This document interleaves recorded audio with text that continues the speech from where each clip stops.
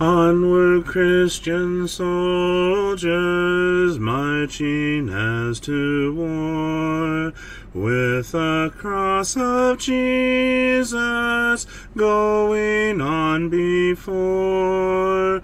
Christ the royal master leads against the foe. Forward into battle, see his banners go. Onward, Christian soldiers, marching as to war, with the cross of Jesus going on before. Oh, for a faith that will not shrink, though pressed by every foe, that will not tremble on the brink of any earthly woe, that will not murmur or complain beneath a chastening rod, but in the hour of grief or pain will lean upon its God. A faith that shines more bright and clear when tempests rage without, that when in danger knows no fear, in darkness feels no doubt.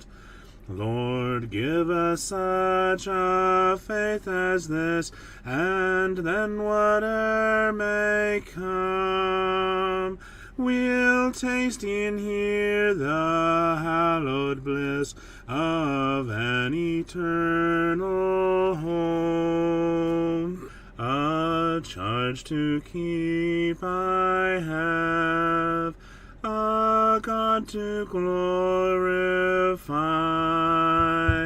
a never-dying soul to save, and fit it for the sky, to serve the present age, my calling to fulfill.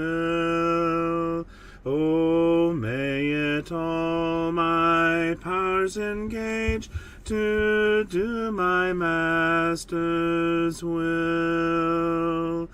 Arm me with jealous care, as in thy sight to live, and O thy servant, Lord, prepare a strict account to give.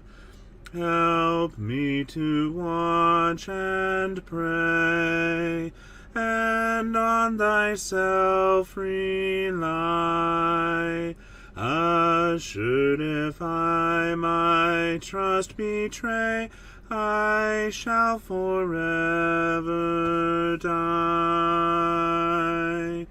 Rise up, O man of God, have done with lesser things.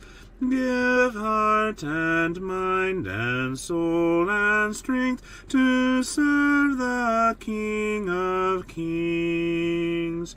Rise up, O man of God, his kingdom tarries long. Bring in the day of brotherhood and end the night of wrong. Rise up, O man of God, the church for you doth wait. Her strength unequal to her task, rise up and make her great. Lift high the cross of Christ, tread where his feet have trod, as brothers of the Son of Man, rise up, O men of God.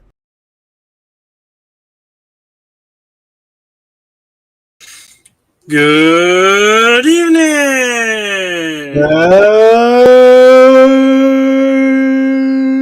That's fine.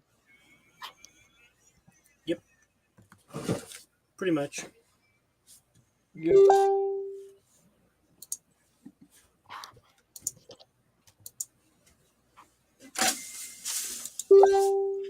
Would you know? Don't do it.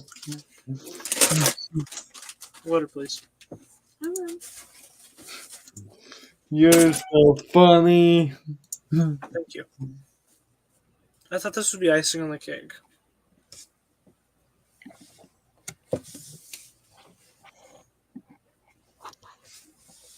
Okay.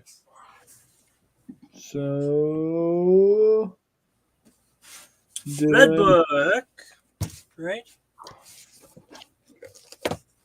Yes, and still sharing it places.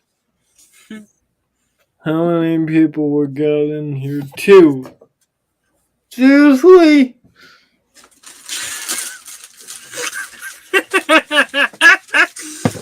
Like, what? I'm here. Are you sure?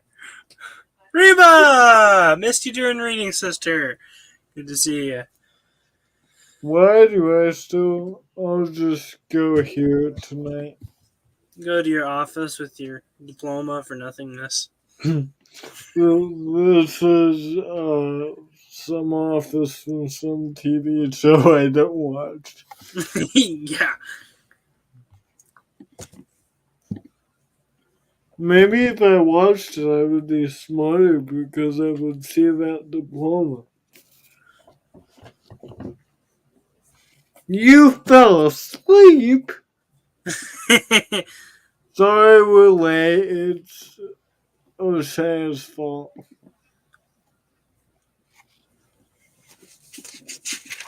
Right. No, she's talking about during reading. Well, still, it's O'Shea's fault we're late.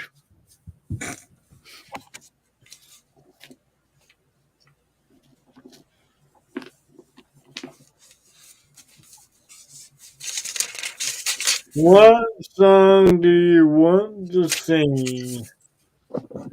Hey! Hooray! Hooray! Heather. Hooray! Good to see you, Heather. Good to see you.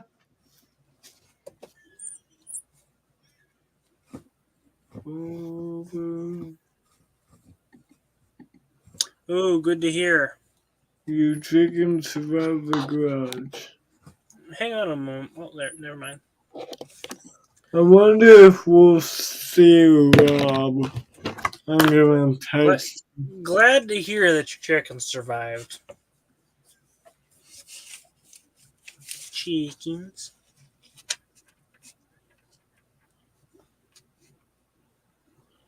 Too stinky for the house.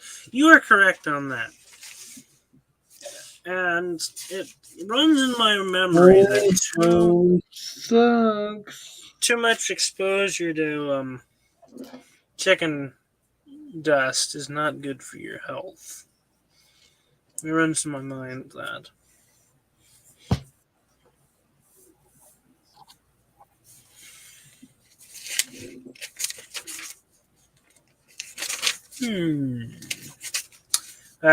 Standard grade Young Brothers edition. You got any song requests, topics, stuff? Yeah, anything. CJ is desperate. We're here for an hour. Take advantage. Doo-doo. I'm bugging Brother Rob. 3:30. What is it? I'm gonna. Good one. We eagerly await Sister Heather. We need some off the wall, random, obscure problem to try to deal with. Just as I am. A B C D F G HIJKLMNOP. J U J 406. Twinkle, twinkle, little star. Oh, I we had 4. wonder where you are. Anyone ever notice that? Oh, yeah. Yeah. It's the same tune. Yeah, I noticed that a few years ago. I'm like, hey, they cheated.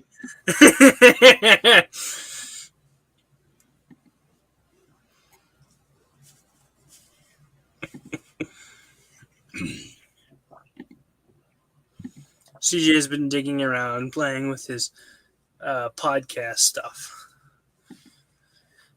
So if you wonder why he's just not there, well, now you know why I tagged him so much. Let's see. Sorry, I'm just displaying all this stuff, I guess. Okay. I did this when we started the stream. Just tagged them all out. Then I sent the video to him. Yep. I needed to make sure he was here, but that What still in didn't the work. world? CJ Marshallish. I did that before we started the stream.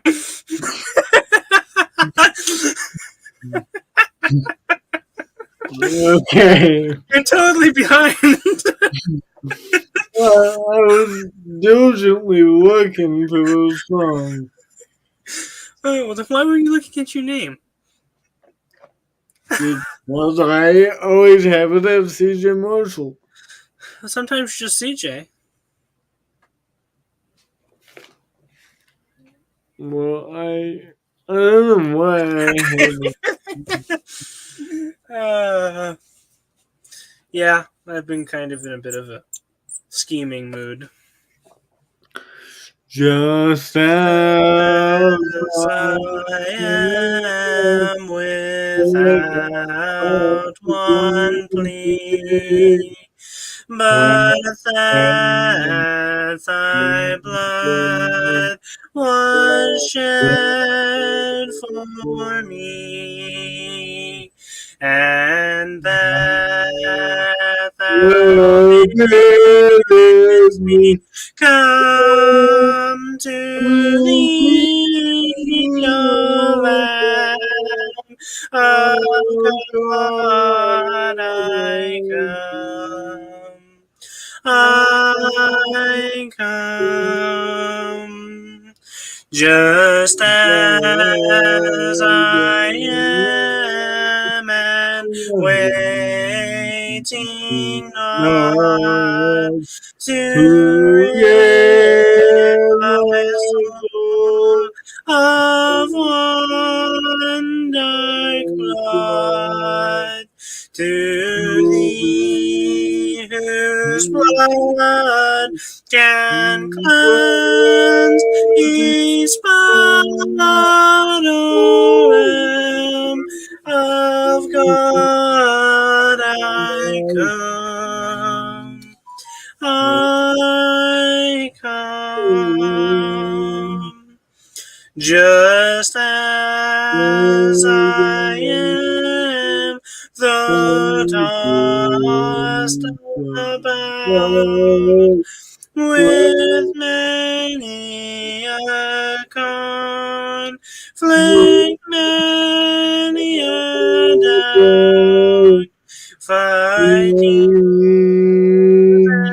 peace within, without, O Lamb of God, I come. I come, just as I am, thou wilt receive, wilt welcome, pardon,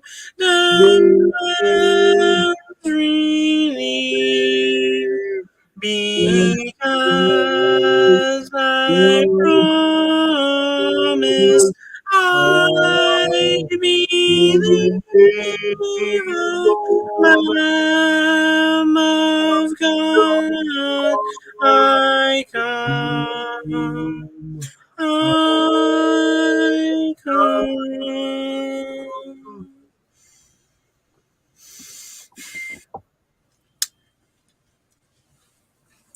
Heather says this coming Thursday is my study with Miss Barbara, the last back to the Bible book. I'm seriously nervous because this is going to be a hard study. Well, sister, prayers for you and your studies. Where are you, Rob? Question mark, question mark. We're live! Exclamation point. Come join us! Exclamation point.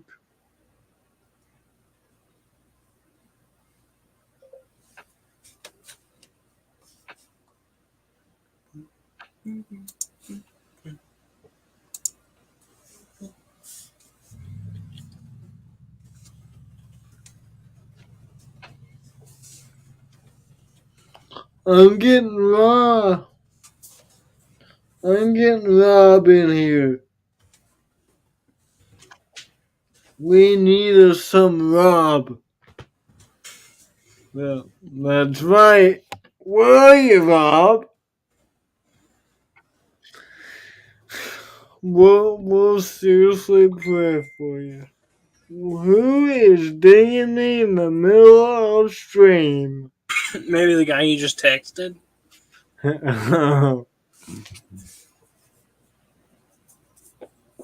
Alright. My turn, huh? Yep. I don't know why, but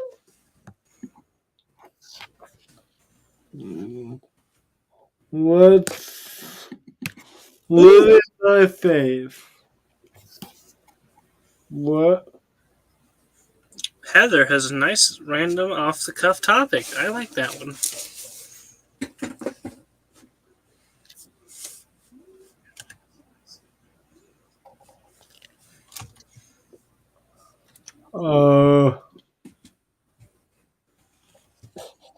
Should we jump into that one now or Pick your after? song first.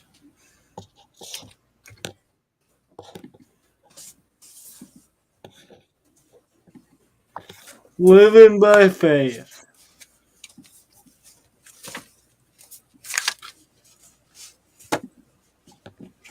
I don't know the number because it is right here.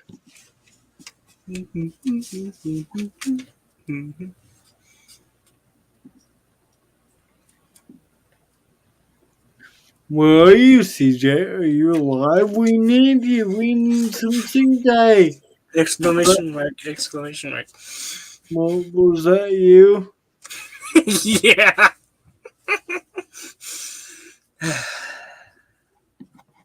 Hey, there's Rob. Hey, Mama! CJ's been torturing your phone.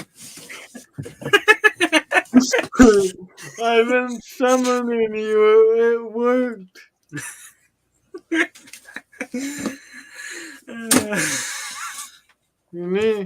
I said you need to come join us, and he obeyed me. Good to see you. He said, I'll join, but I might fall asleep. He's been up since 2 a.m. this morning. It might be good just to scratch it and go to bed. Z. No need just to stay up for us.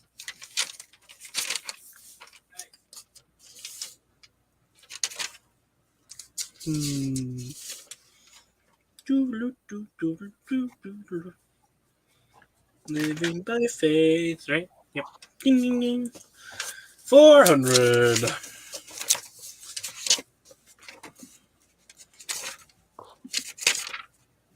I don't know what's with the black sides. Oh well.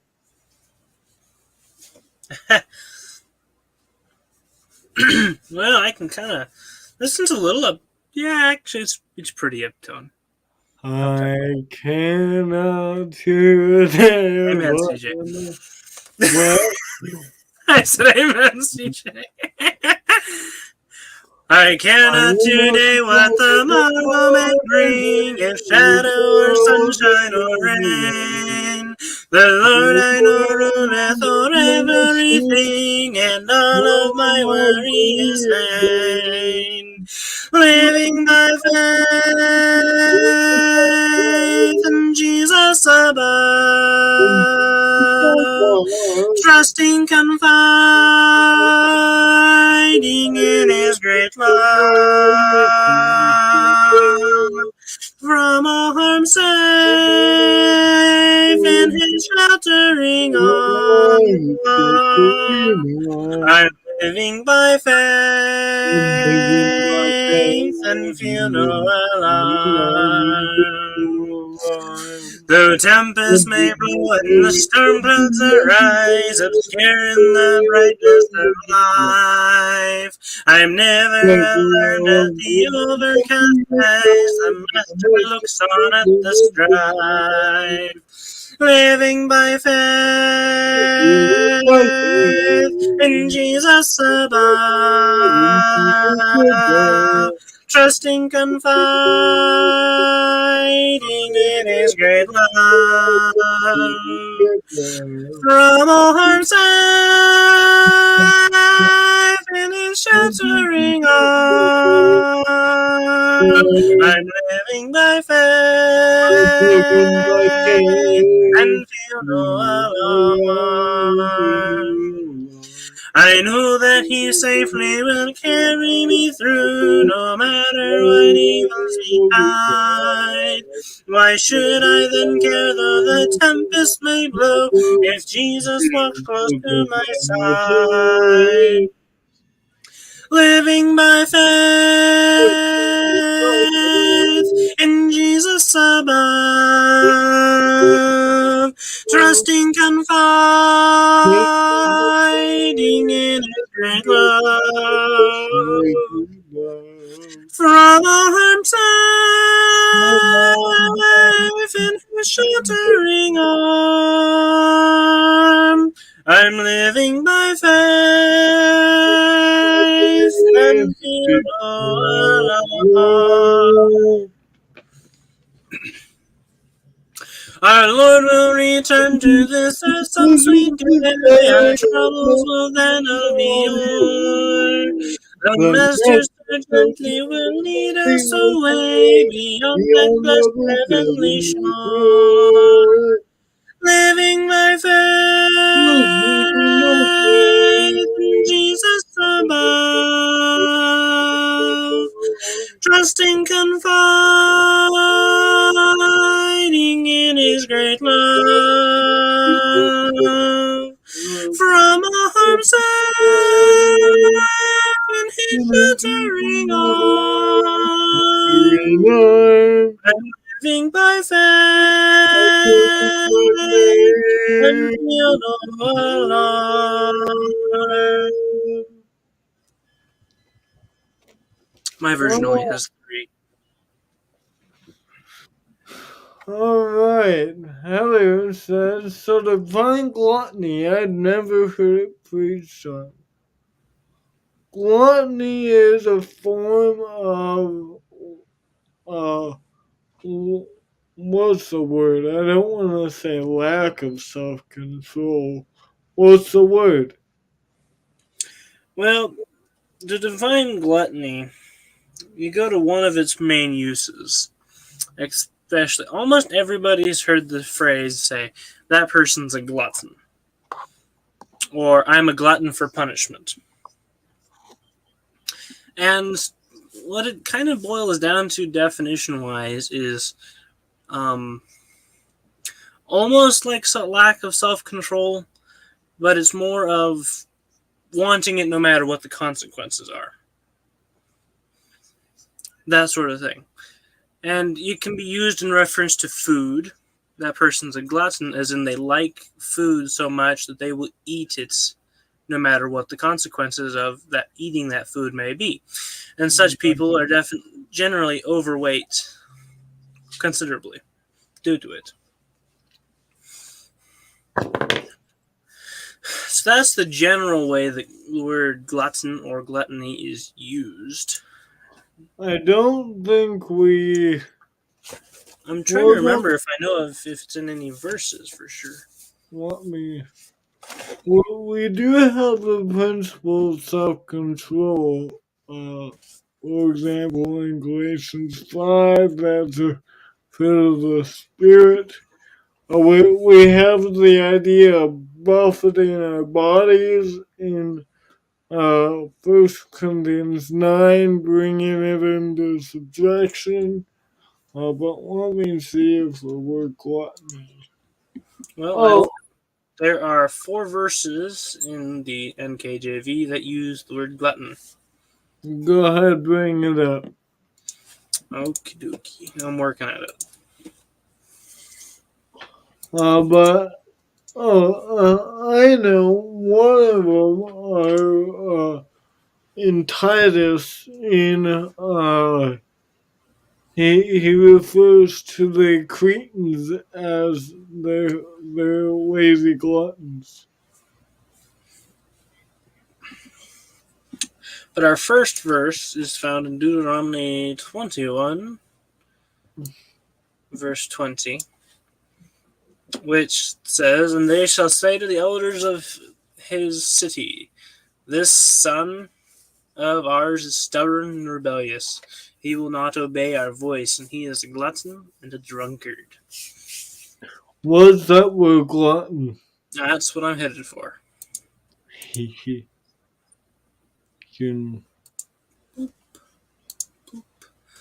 So, let's go for brown. To be worthless, be vile, insignificant, be light. Squander, be lavish with.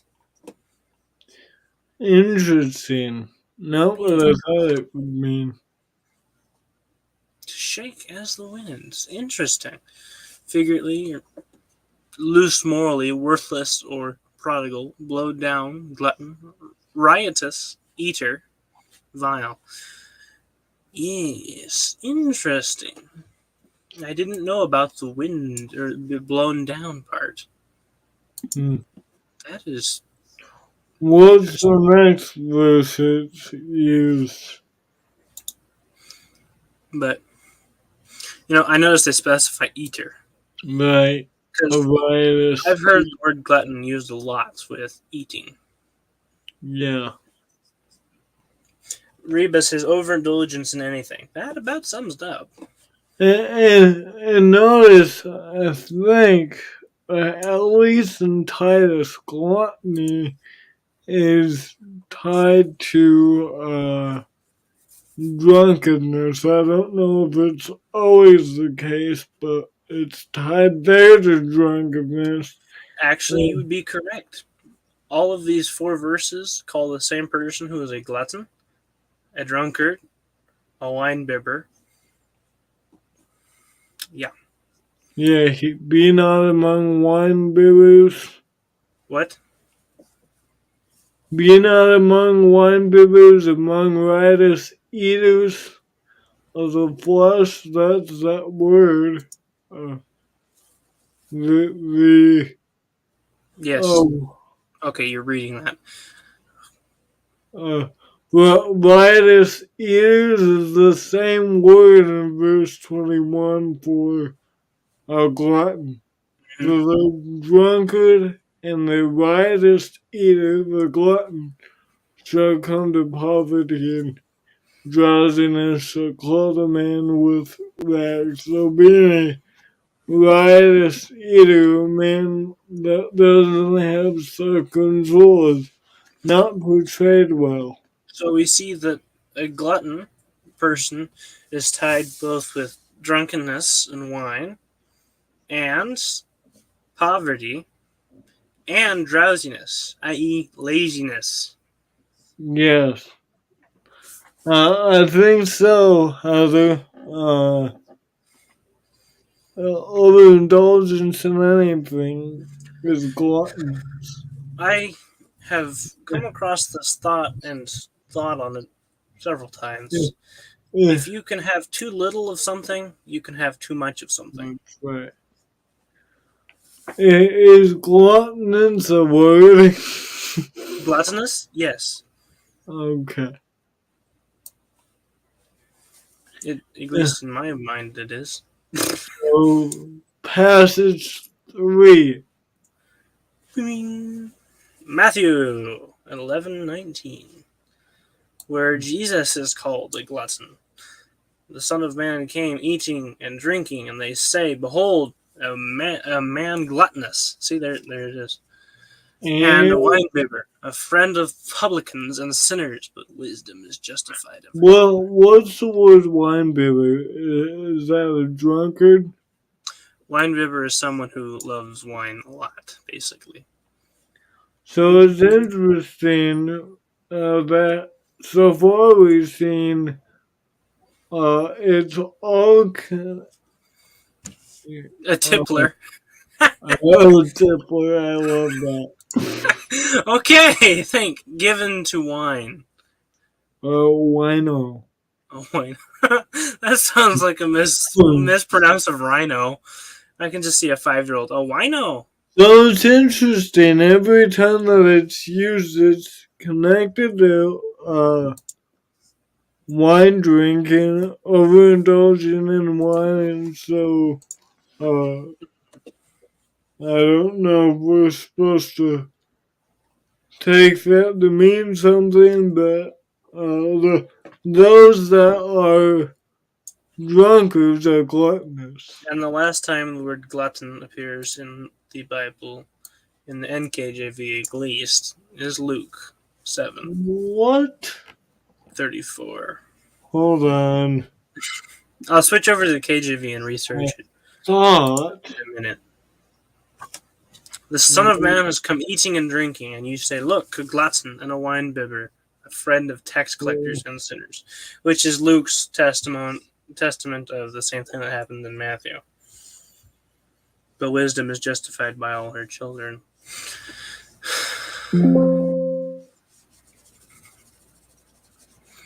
What?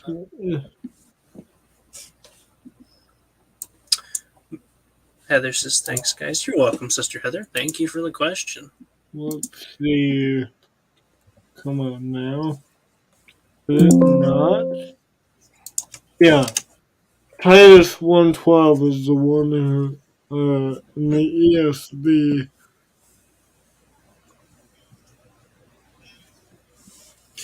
Well, in Luke and Matthew, Heather, it's an accusation. Let's back up a little bit for some context here. It's not that he was, it's they are accusing him. What happens was the Pharisees were having a conniption, and the Lord said, "To what then shall I liken the men of this generation? And what are they like? They are like children sitting in a marketplace and calling to one another, saying, 'We played the flute for you, and you did not dance. We mourned to you, and you did not weep. For John the Baptist came neither eating bread nor drinking wine, and you say, He has a demon.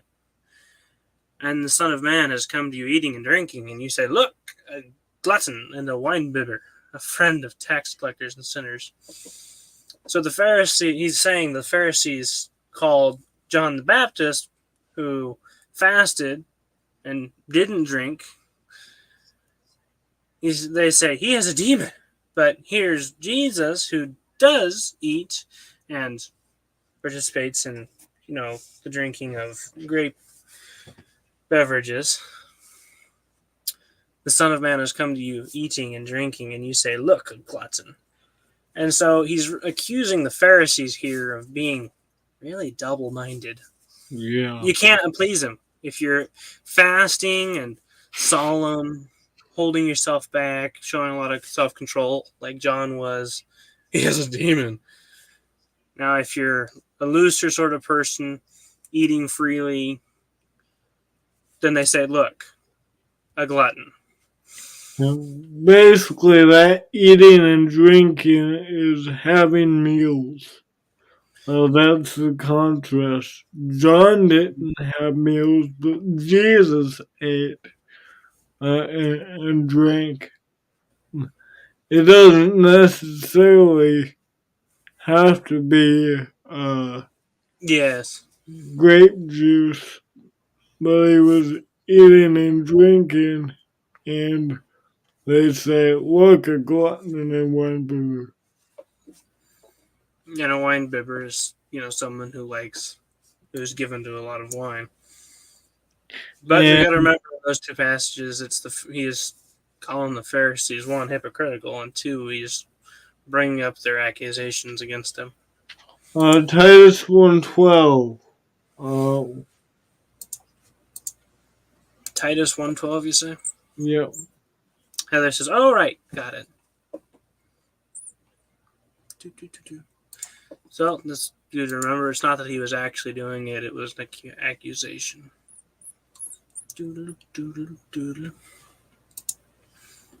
Creations are always liars.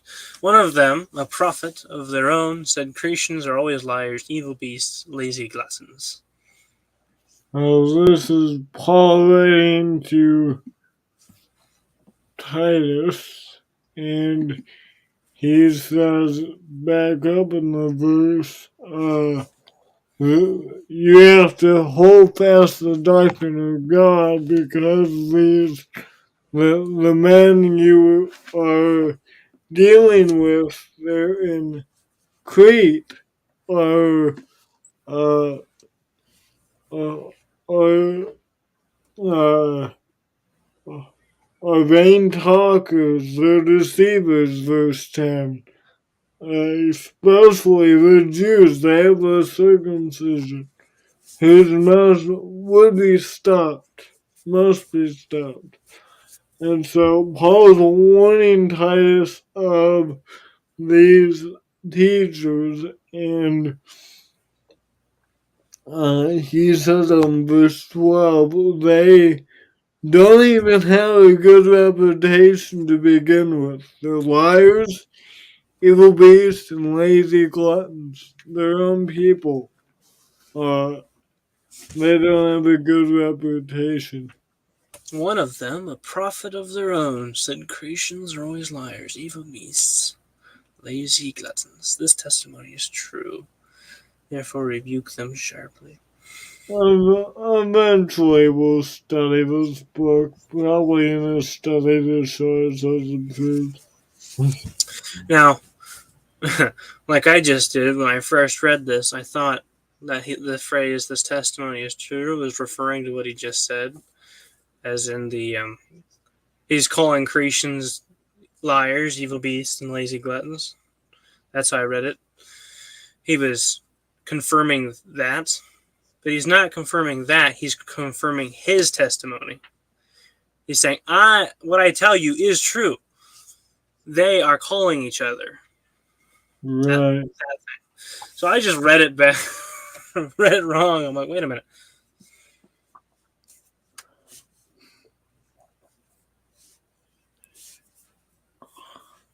John 1:1.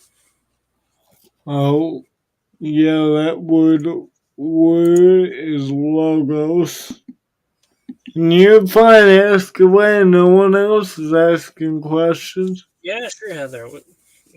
CJ's right. Feel free. We enjoy digging through these words. The word logos. I hear it has many definitions. Well, what word is supposed to be logos? Word. Word.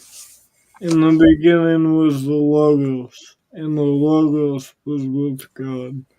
Logos means No, it doesn't.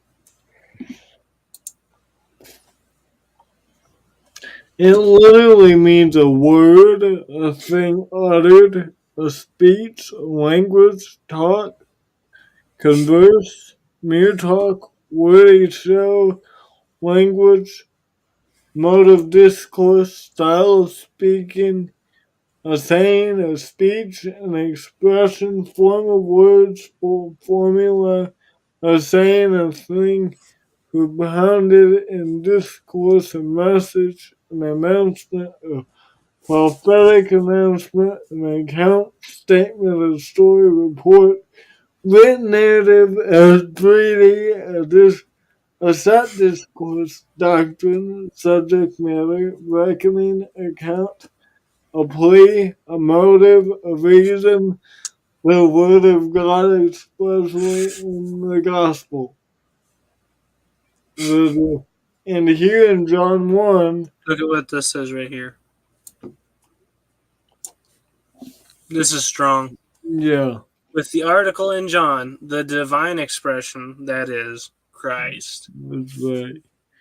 And so what he is saying is Christ is literally what God used to speak. In the beginning was the Word, was the speaking voice of God. And we know it's Jesus because in verse 14 it says that the Word became flesh and dwelt among us. That's Jesus. And so God was his speaking voice. Or And Jesus was the Father's speaking voice. Go ahead. and then, you carry that on down to 15. John bare witness of him. Now, who did John bear witness of? The Word. Jesus. Jesus. Right. So, carry it on down to 15, he simply states it. John bare witness of him, which is the Word, which is Jesus. And by the way, for our friends who don't believe Jesus is God, what does the end of verse 1 say? And the Word was God? No, it's a God. Only in the New Living Abomination. I know. Even in their translation, it's funny. They have that word a, and then in the footnote, they admit it's not in the original.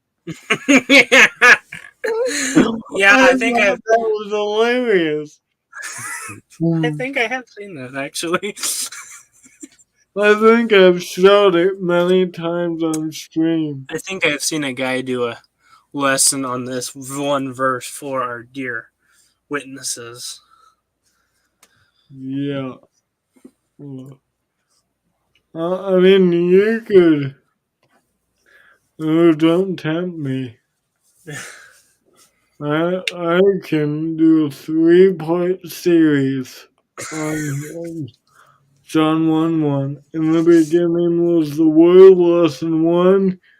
The Word was with God, lesson 2. And the Word was God, lesson 3. Heather says, I have studied with JWs. It's very challenging. Challenging to try to convince them otherwise, and I have not been successful yet. It's sad.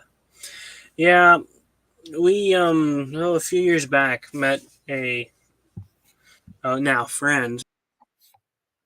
Oh, whoops, sorry. I meant to go like that. I dropped you. Oh, naturally. A while back ago, well, maybe 2 or 3 years, we made an acquaintance and a friend of a lady that would go to an event with us, and uh, yeah, she started saying phrases like, all holidays are pagan and such, and CJ. And Dad kind of raised his eyebrow, and later on he says, well, she's a JW. He was able to figure out exactly what she was based on what she was saying. Mm-hmm. And yeah, I am acquainted with several JWs, and I can attest it is very hard to convince them otherwise. Yeah, because they got their book. I mean, you could you can actually use their book against them. Right. Because I guarantee you they have not changed all the passages that. Here's another ungettable text. Where was that? Where were we? Was it in Habakkuk or Malachi? Where we used a prophecy to prove that Jesus was God? Right. It was one of those smack on. Yeah. Is this ungettable or what? For in him, who's Paul talking about? Beware lest anyone teach you through the philosophy and empty deceit according to the tradition of men, according to the basic principles of the world, and not according to Christ. In Christ dwells the fullness of the Godhead bodily. Jesus is God. In Christ was the fullness of the Godhead bodily. Yep. This one's gonna bug me if I don't figure out what it was. The word is divinity. Jesus was God, divinity, deity. Ooh, I really like that. Fullness of deity in bodily form. Divinity, Godhead, deity, a state of being God. What is that definition? A state of being God. How clear can Oh man, it that. be? Jesus was in a state of being God. Is in a state of being God. Yep. Neat little side study we've had. Mm-hmm. Heather says they are very brainwashed and not allowed to think for themselves. So she says, Matthew, JTB prophecy. What is that, CJ? I don't know. Oh. How about a charge I keep? You want to try that again?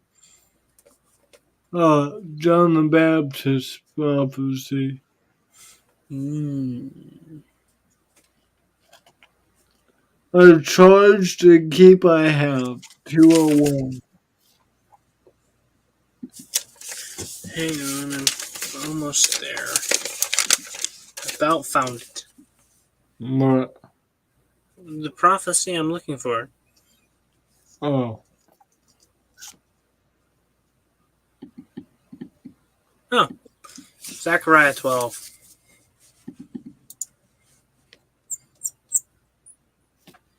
I need to get these off the screen. There you go. I think it is this one. The one crying in the wilderness makes the way for Jehovah. That's a good one too. Yeah. That is. So, during our minor prophets study, I stumbled upon this one and stressed this point. Sam says, "Hey guys, what are we talking about? Currently, we are talking basically about ways to correct JWs. I mean, Verses that prove that Jesus is God. We evolved from gluttony, from gluttony, We had a discussion about gluttony. the word, and then now it's correcting the errors of Jehovah's Witnesses. Do I pull punches? Did I just say that? Yes, I did. Heather says, "You're welcome. Thank you."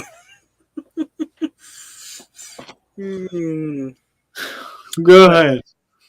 In Zechariah 12:10 through 14, which I may as well just read, we have God talking. It says, "And I will pour upon the house of David and upon the inhabitants of Jerusalem the spirit of grace and of supplications. And they shall look upon me, whom they have pierced, and they shall mourn for him as one mourneth for his only son, and shall be in bitterness for him as one that is in bitterness for his firstborn." Do we need the rest of this? Let me see here. Who's talking? As I said, it's God talking. Does it say thus says the Lord? So this is 10, and I will pour upon. Well, Zechariah certainly isn't going to pour upon the house of David. Right.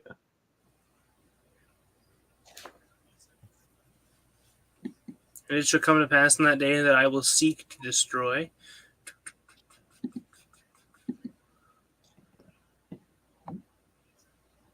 The Lord also shall save the tents of Judah first. And so here we are talking about the things the Lord is going to do. Yeah. So he's talking about the Lord. In that day of the Lord. And it shall come to pass in that day that I. Yeah, we switch. It's God talking. Yep. And Jesus is God. So he uses the phrase, "upon me whom they have pierced." And God is talking. Now, we know historically, who did they pierce? That was part of God. Jesus. Ding, ding, ding, ding. Oh, wow. Great minds. We just got done with that verse. Yep. So. JWs were mentioned and them have their own Bibles, and I wonder what they would say if a brother or sister brought up the verse in Revelation where it says we should not add or subtract from the holy word of God. Well, not those exact words, but close to it. Yeah. We got to remember that phrase in Revelation is destined only to the book of Revelation. That's the way it's used for this book, which I have written, and that is Revelation. But it is a good overall point. You go back to Deuteronomy, God says, "You shall not add to what I have given you, and you shall not take away." Right. And so there's another good point. So, as a general rule of thumb, it's just not a smart idea to add to God's commandments or to try to take them away. Oh, look up unbind and loose. Unbind and loose. Heather says, "I know, sister, that is a good point. The JWs I've studied with were so seared in their false doctrine that nothing I said would change their mind. It's heartbreaking because you want them to be saved." And I know, sister, that is the battle. It is very, very heartbreaking. No, I don't.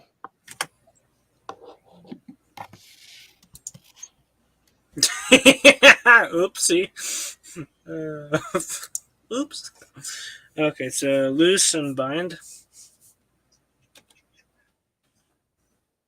Huh? Yeah. No, that's not what I want. Okay. And Sam's gives us Philippians 2:7. He says, "Jesus is the Word and God. If they do not accept it," he gives that reference. "If they do not accept that, I will stop because they will not listen." Heather says, "Thanks, O'Shea. I'm going to add that to my arsenal." You are very welcome, Sister Heather. I don't know.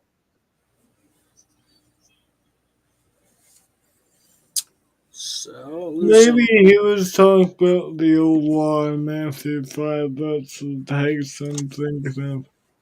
loose and bind doesn't exist. Oh, well. Oh, well. Well, what end was this song? What? A charge I have. A charge I have to keep. Okay. Yeah, see, I still have all my notes on our minor prophet study. Oh. Keep them Good. underneath the router on the shelf above my head right here. Easy Cool. access. Doop. A charge to keep I have, a God to glorify, a never dying soul to save, and fit it for the sky. To serve the present age, my calling to fulfill. Oh, with my powers engaged to do my master's will. Help me to watch and pray, and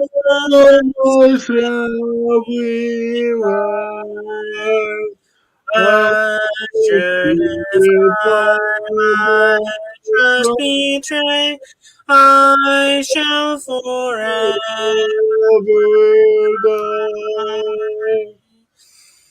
help me to watch and pray, and on thyself rely. We sing assured if I my trust betray, I shall forever abide. Stop playing around with the slides. I mean, seriously. Sorry, I kept hitting the wrong button. Well, So thank you're you. trying to sabotage me on purpose. Okay. Thank you all for being here. And remember, tomorrow we have our study in the book of Romans. We'll be in Romans 12. Hopefully, get through that whole chapter. Paul's going to get more general principles as we finish up the book. So, hope to see you there at 9:20. Thank you all for being with me, and remember, here at CEM we want to do three things. We want to glorify God, we want to edify the saints, and answer any spiritual questions you may have. Thank you all, and God bless. Sam says if you Genesis 1 and 2 and John 1 1 through 4 go hand to hand, and all things made through. Without him, nothing was made, if you read on. Correct. Heather says, I need to go back and rewatch most of the Minor Prophet study y'all did. That would be good. I do remember you popped in on some of it, though, sister. Heather says, thank you. You are very welcome. Thank you for the wonderful topics. Those were a blast. Mark 12:30, Hear, O Israel, the Lord thy God is one.